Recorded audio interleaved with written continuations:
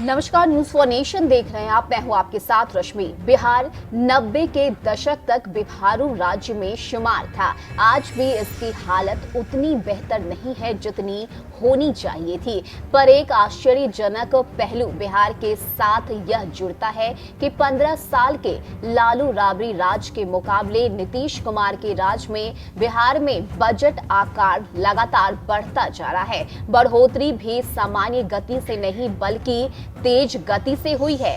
राजद राज्य के आखिरी बजट 2004-05 और नीतीश राज के 2021-22 के पिछले बजट की तुलना करें तो बजट की राशि में तकरीबन 18 गुना की वृद्धि नजर आई है। ऐसे में इस बार 2022-23 का बजट 28 फरवरी को पेश होना है। उम्मीद की जा रही है कि इस बार के बजट में भी बढ़ोतरी होगी। सरकार का ध्यान पहले से चल रही योजनाओं के लिए अतिरिक्त धन के प्रावधान के साथ रोजगार सृजन और औद्योगिकरण पर फोकस होगा। बता दें कि राजद राज्य का आखिरी बजट 2004-05 में आया था, जो कि 23,885 करोड़ रुपए का था। नीतीश कुमार के 17 साल के शासन के बाद बजट की बात करें तो आखिरी बजट पिछले साल भाजपा कोटे के उप मुख्यमंत्री तारकिशोर प्रसाद के द्वारा पेश किया गया था। यानी 16 साल में बजट में करीब 18 गुना की बढ़ोतरी देखी गई है।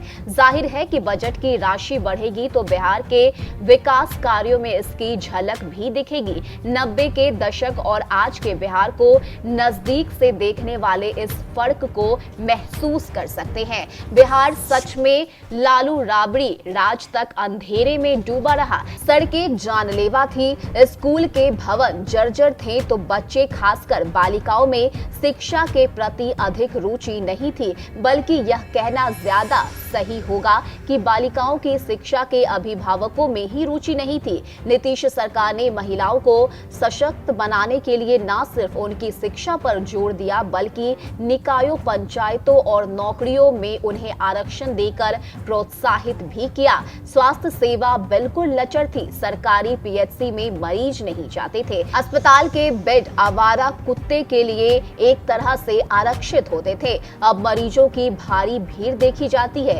नीतीश कुमार ने शिक्षा, सड़क, स्वास्थ्य जैसी योजनाओं पर काम तो किया ही है, साथ ही साथ गांव-गांव में गली-गली योजना का लाभ भी पहुंचाया है। आज वास्तविकता यह है कि कोई अपने घर से निकले तो राजधानी तक उसे मिट्टी के शायद ही दर्शन हो पाते हैं। नीतीश कुमार का एक सपना था कि बिहार में किसी भी कोने से राजधानी पटना पहुंचने में 5 से 6 घंटे से अधिक का वक्त नहीं लगे। इसके लिए उन्होंने राज्य में सड़कों का जाल बिछाना शुरू कर दिया। कई सड़कें 2 लेन से 4 और 6 लेन में बदल गई। हिचकोले खाने वाली सड़कों को जिसने भी देखा होगा, आज वह की सड़कें देख समझ पाएंगे कि आखिर बिहार में क्या कुछ बदलाव हुआ है। ऐसे में अगर हम बात करें तो 2021-22 के लिए बिहार का बजट 2.18 लाख रुपए करोड़ का है। इसमें सबसे ज्यादा 17% राशि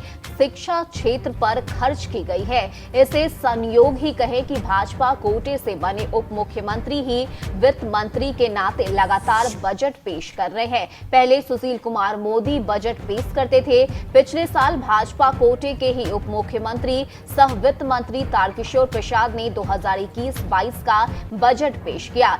बजट में सर्वाधिक 38,035.93 करोड़ रुपए का प्रावधान शिक्षा क्षेत्र पर खर्च किया गया। ऐसे में अगर हम बात करें तो ग्रामीण विकास के लिए और साथ ही साथ सड़कों के लिए, स्वास्थ्य सेवाओं के लिए करोड़ों के बजट बिहार में नीतीश सरकार ने खर्च किए हैं। नीतीश कुमार की सरकार ने अपने पिछले शासनकाल के दौरान 7 निश्चय कार्यक्रम की घोषणा की थी। इसमें आर्थिक समस्या का हल निकालने, युवाओं को सबल बनाने, रोजगार में महिलाओं को आरक्षण प्रदान करने, हर घर बिजली, हर घर नल का जल पहुंचाने, घर तक सड़क, पक्की गली और साथ ही साथ शौचालय निर्माण, घर का सामान और अवसर बढ़ाने, आगे बढ़ाने को लागू किया था। पिछले साल यानी कि 2021-22 के बजट में भी इस योजना को जारी रखने का संकल्प दोहराया गया था। इसके साथ सरकार ने 7 निश्चय